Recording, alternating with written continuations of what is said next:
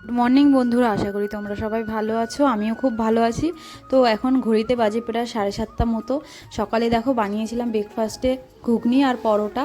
তো মামামের খাওয়া হয়ে গেছে, তো আমি এখন খাচ্ছি।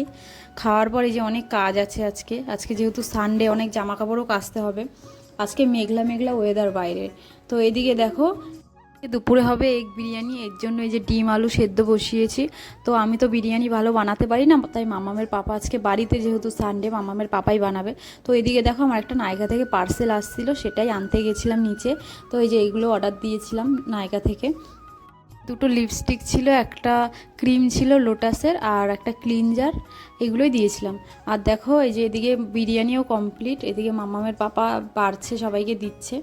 তো মামাকে তো বিরিয়ানি খাওয়াইনি, মামাকে মামামের খাবারই খাইয়েছি। তো আমাদের দেখেও বসে পড়েছে। এই যে দেখো বিকেলবেলা তো একটু বেরিয়েছিলাম খাওয়া দাওয়ার পর একটু হাঁটতে।